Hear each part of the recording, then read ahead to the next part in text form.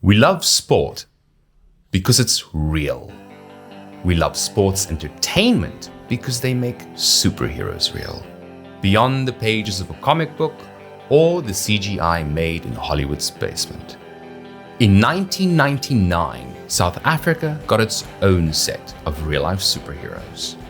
Granite, Fire, Tusk, Sahara, Spider, and many more, 36 in total, called the MTN Gladiators. As much as South Africans living in the 90s can complain about the quantity of shows they received, there was one major silver lining, and it's still kind of true today.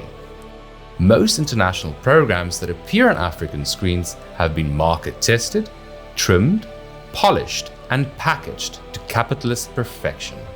It's the reason why we love the MTN Gladiators, and it's the reason why our TV nostalgia got so deep. But what's the origin story of our MTN Gladiators, and where are they today? Our warrior's tale starts in 1982. On a sweaty American gymnasium floor at a high school in Pennsylvania is John Ferraro and Dan Carr, in their fists, $500 for the winner. Tonight, the air is both tense and ambitious. To the public, it's a fundraiser celebrated as a working man's Olympics, called King of the County. To John and Dan, it's an opportunity of a lifetime. John is documenting the event. His idea? Sell it as a movie concept. By 1987, John and the boys found themselves at the offices of Goldman Productions and MGM. They were here to sign a deal. But it wasn't for a movie, it was for a series. A pilot episode was shot in 1988 and sent to Fox Network. What came back was an undeniably good offer. There was only one catch. Like the WWF at the time, everything had to be scripted. For John and the men, this was a punch they weren't going to accept. Their belief was that realism would carry the show. The authenticity was the drama created by everyday people. Back at HQ, a decision was made. Syndication was the way forward. And several stations picked up an episodic package called the American Gladiators. In the beginning, there were 6 gladiators: Zap, Gemini, Nitro, Lace, Sunny, and Malibu. And to herald them in was the theme by multi-Grammy winning Bill Conti, the very same who scored Rocky, The Karate Kid, and Masters of the Universe. Give me some music. As the battle raged for more success, it wasn't just the TV show doing heavy lifting. There were 75 licensed items, from Nintendo games to toys to lunchboxes. John and the gang were rolling in the riches. Their next move was obvious: global domination. The plan? First, an international gladiators. Then, a gladiator event in every country. Next stop, England. I'm ready to go! Throughout the 90s, Britain was plummeted with 112 episodes they could call their own, and a few spin-offs, including a kids' version called Train to Win, a direct inspiration of Gladiators 2000, an MTV co-produced spin-off in the States hosted by Ryan Seacrest. Then in 1997, a new contender arrived: South Africa. The battle? A new 3-part special called the Springbok Challenge. Sadly, we lost in both women and men divisions. Charmaine, here is the runner-up cup for the Springbok Challenge, runner-up, and a cheque for £2,000. That's not bad in South African rands, hey? Fortunately, South Africa wasn't out of fight. Screams for more were finally answered in 1999. The show was picked up domestically by SABC3, and a certain yellow mobile network company coughed up the funds. And the name was forever immortalized on TV screens across Africa: the MTN Gladiators. Taped at Standard Bank Arena, Johannesburg, presented by Glenn Hicks and Ursula Shikane, with Cyril Mitchley as referee and Ingrid Chandler as timekeeper. What captured the imagination of South Africans, as Gladiator founder John Ferraro believed, was the realism that came from how the show worked. Contestants, both public and celebrity, were pitted against each other. Granny? What's the name? Granite. Oh, I'm sorry. Granite. My mistake. Oh, that's a big mistake to start out the interview, insulting the gladiator, Phil. As they compete, the gladiators would attempt to prevent them from scoring any points. This simple idea was magical. It gave us the belief anyone could rise above and become a gladiator. And any loss was an affirmation of the gladiator mythos. It made the MTN Gladiators seem invulnerable. American psychologist David Pizarro describes this as moral pornography. The stories allow for an ongoing dopamine hit of moral certainty. And that's the magic ingredient that makes superheroes awesome, and the MTN Gladiators a spectacle. To advertise the first series, a special Beach Gladiator tour was planned, and like the English version, we got our own set of cheerleaders, also called G-Force. By 2000, the show was unstoppable, judging by their list of merchandising alone. If you were alive and in the mood for MTN Gladiators merch, here's what could fill your basket and empty your wallet. Biltong, nice and easy pasta, ice cream, frutina juice, puzzle sets, action figures, a music album to pump at the gym, stamps, and, in case you were living in the future, a screensaver. There was even a promotion with Snickers. And to sweeten the deal even more, we got a second Springbok challenge. This time we won. For its 5th season, the show had a revamp. Big Top Arena Carnival City became its new home. James Lennox joined Ursula as hosts, and Wayne the Boss Price and Marion Icend with the new referee team. Although the classic Gladiators format remained unchanged, the show wasn't as successful, and after what seemed like a lifetime, came to an end after only 3 years.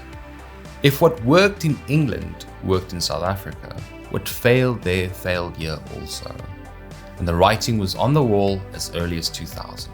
Makes me very sad it's the last series, because really, this is the ultimate challenge. It certainly is, and if you haven't guessed it by now, it really is the last series of Gladiators. And who'd have thought 8 years ago, when we first started this show, that it would go on for so long? It's not good night, it's farewell. But what happened to our MTN Gladiators? What has time done to our heroes? Let's start on a solid note. Garth Granite Collins, South Africa's version of The Rock. Bring the noise. Straight off Gladiators, Garth starred in several movies alongside Hollywood action favorites Lou Diamond and Steven Seagal. You looking for me? Yeah, that's it for you, poop hole. For South African movie makers, he graced Zulu, Jimmy and Pink, and Mr. Bones. For TV, he starred in Kyk-Net's Villarosa and cult classic Complex. His most notable return to TV came with Strictly Come Dancing, where Judge Lillian Prororo famously said, "Garth, let's face it, you're just not a dancer." Defeated but never beaten, he would soon find himself on the set of Black Sails. I'm proud of you. Through the 2010s, Garth kept cropping up, even in Bible stories. Today you can find Garth on the smaller screen, where you will discover he's a massage therapist and a social media endorser of TNT Mercury Performance products, the managing director of which is Giant. Yes, that giant, Matthew Heldenby. Thank you very much. Granight would also work alongside Force, Joanne Rossi, in the movie Berserker. She is since married and now goes by Joanne Duval. She's the owner of an upmarket farm-styled wedding venue called Dream Come True. Another MTN Gladiator and fellow Berserker movie co-star is Sergio Capolino, better known as Spider. Soon after, he left the limelight and eventually became a Herbalife distributor. The only visible trace left of him is a tweet from 2017 and this photo. You know, Glenn, there's spiders in every country. England has their spiders too, but there's only one country in the world that has a spinner corp. And when Spinner Corp crawls for his country, he gives it that little extra. Close friend of Spider, Magdalena Mags, better known as Fire, was the definitive sex symbol of the MTN Gladiators. After experiencing a dramatic hijacking outside her parents' home, she soon found her foot in the Nicolas Cage movie Lord of War, performing stunts. Throughout the years, she never really left the fitness scene, becoming a self-described fitness advocate and a photographer.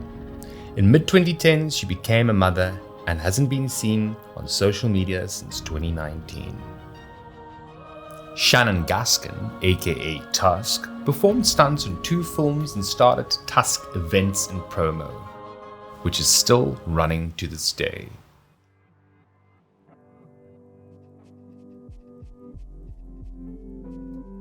Sadly, many haven't posted in a while.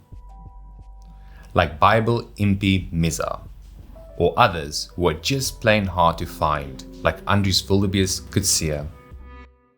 Ravi Moodley, remembered as Scorpion, is still into karate, and he was also the captain of the South African Police Service. So let's conclude this on a bittersweet note. To many, the de facto MTN Gladiator was Sahara, real name Christy Skoogland. She was involved with the Gladiator team since 1995. She competed in the International Gladiators in Birmingham, England. When the show came over, she came with, and remained the longest serving MTN Gladiator. Raised in Durban, she was a Miami-born superstar who sadly passed away in 2001 from a severe brain hemorrhage caused by an aneurysm.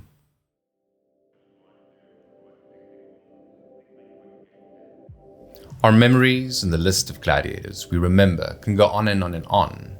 Our MTN Gladiators have yet to return.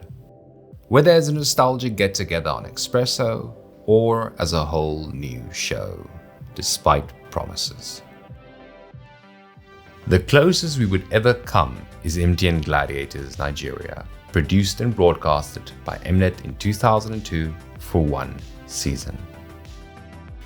The biggest tragedy of all is the lack of MTN Gladiator footage. From the Wayback Machine to dodgy Reddit comments, there's not much.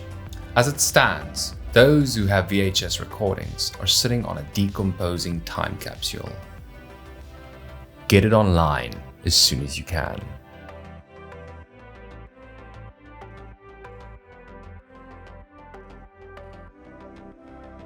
To understand what made the Gladiators special is to view the world from 2 decades ago. Y2K hadn't happened, the fastest internet could only download a song every 3 hours, graphics looked like this, and the only young people into selfies were geeky dudes.